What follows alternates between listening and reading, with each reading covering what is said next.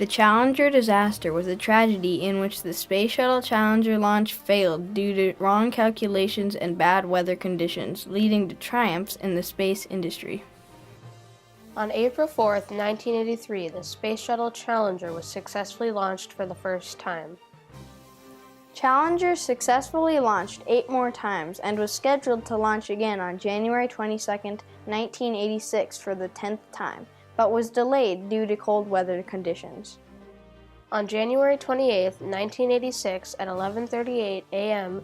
Eastern Standard Time, the Challenger Space Shuttle launched for the 10th time. 73 seconds after liftoff, at approximately 46,000 feet, a seal in the right fuel tank designed to keep the fuel tank from leaking failed due to the cold temperatures.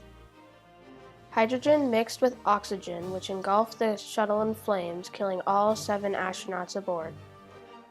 Scientists researched this tragedy, which led to triumphs in the space program, including more extensive tests to ensure safety, enhancements of the solid rocket boosters, and numerous upgrades to different mechanisms and technologies.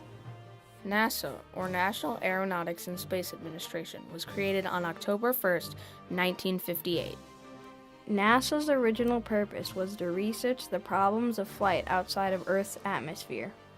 It went on to land a man on the moon and create space shuttles which could be launched and landed multiple times. On April 12, 1981, the first ever space shuttle was launched. It was named Columbia and had 2 astronauts aboard. The Challenger was launched successfully for the first time 3 years later. It went on to be launched 8 additional times before the January 28, 1986 disaster. The flight was scheduled to launch on January 23, 1986, and have 7 astronauts aboard: Dick Scobie, Michael J. Smith, Ellison Onizuka, Judith Resnick, Ronald McNair, Gregory Jarvis, and history teacher from Maryland, Krista McAuliffe. However, the scheduled launch was postponed a few days to January 28th due to cold weather conditions. On the morning of the launch, one of the head engineers named Bob Ebling, working on the O-rings for the shuttle, realized that the shuttle was going to explode due to the cold weather conditions. Bob Ebling worked for Thiokol, a company that NASA had hired to build and design the solid rocket boosters for the Challenger. The night before launch, Ebling decided to relay his calculations and doubts to Alan McDonald, who was Thiokol's representative at NASA. McDonald immediately called together a teleconference between NASA officials, Thiokol officials, and engineers working on the SRBs. After hours of arguing, Thiokol officials gave in to NASA, who was under tremendous pressure to move forward with the launch the next day. NASA ignored the evidence brought forward by the engineers, which indicated there could be a tragic failure at launch.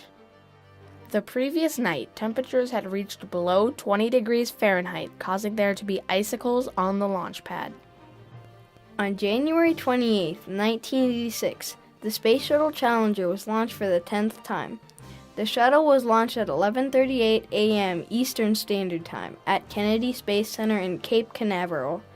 At 36 degrees Fahrenheit, it was 15 degrees colder than any launch so far. Approximately 73 seconds after launch, at 46,000 feet, a seal in the solid rocket booster called an O-ring failed due to cold temperatures. The solid rocket booster, or SRB, was designed to have multiple fuel tanks with O-rings, keeping the fuel tanks from leaking. The O-rings had never been tested in extreme cold weather before, so when temperatures the morning of the launch were 36 degrees Fahrenheit, the O-rings became stiff, which failed to fully seal the fuel tank. When the seal failed, hot gases were released from the fuel tank. The gases pierced a hole in the liquid oxygen tank, which engulfed the shuttle in flames, causing it to look as if the shuttle exploded. 1 minute 15 seconds, velocity 2,900 feet per second, altitude 9 nautical miles, downrange distance 7 nautical miles.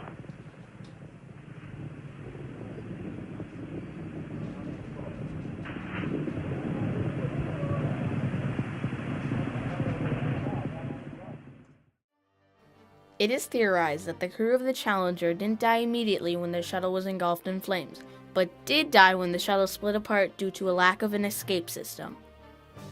From the ground level, it looked as if the ship had exploded, and even NASA said that it did to the press. Ladies and gentlemen, I'd planned to speak to you tonight to report on the State of the Union. But the events of earlier today have led me to change those plans. Today is a day for mourning and remembering. Nancy and I are pained to the core by the tragedy of the Shuttle Challenger. We know we share this pain with all of the people of our country. 3 days later, on January 31st, 1986, a memorial for the Challenger crew was held at Johnson Space Center in Houston, Texas. This tragedy was mourned by all of America, and it wasn't another 2.5 years until NASA decided to launch another flight. But the tragedy brought about triumphs in the industry. After the disaster, Ronald Reagan, the current president of the United States, hired the Rogers Commission, which was a group of scientists to find out why the Challenger had failed.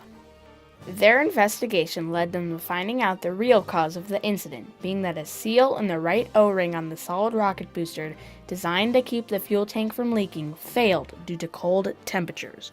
Solid rocket boosters were extensively redesigned due to the cause of the Challenger disaster, and safety tests were made more thorough to ensure that another accident did not happen again. These events have changed the way astronauts think before going on mission. In this interview, we will talk to Dorothy Metcalf Lindenberger and find out her thoughts before launch. Dorothy Metcalf Lindenberger was born on May 15, 1975. She attended Whitman College in Washington. In February 2006, she completed her astronaut training, qualifying her as a NASA astronaut. She was a mission specialist on the STS-131 Discovery shuttle launch to the International Space Station. Her mission launch was April 5, 2010, 1 year before shuttle missions were discontinued. When did I first want to be an astronaut? Well, I started kind of learning that even being an astronaut was a possibility when I was in the 3rd grade. And did I watch the Challenger disaster? Yes, I did. I think I was in 5th or 6th grade. I know where I was. I was heading to the library because that particular mission wasn't fixed. Like my mission was fixed in time. They could launch any time in that day. So I was really excited because we all knew that Kristen McAuliffe was on it. I really wanted to watch it. I told you, like in 3rd grade, I started becoming interested in space. So I really started researching more, and I really wanted to watch this mission. But anyway, I was going down to the library, and a teacher that had been my 1st grade teacher and I really cared about, he stopped me in the hall, and he said, "It just exploded." And did it affect my view on becoming an astronaut? Well, it just affected my view. I remember going home and talking with my mom about death. Like, I had been so excited to watch this, and it really made me very sad, and I wasn't sure how I felt completely about it, but I knew I was sad.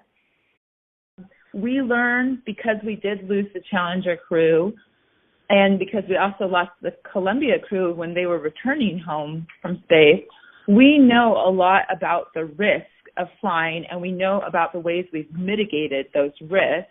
Getting excited, you're taking it seriously, like this is the launch day, but you're also kind of going into it knowing that, well, you might be doing this tomorrow too. In conclusion, if it wasn't for the tragic Challenger disaster, NASA wouldn't be where it's at today. Because of the Challenger disaster, NASA was forced to reevaluate safety protocol, making tests more intense and vigorous. And finally, this disaster helped prevent the chance of any more disasters in the future.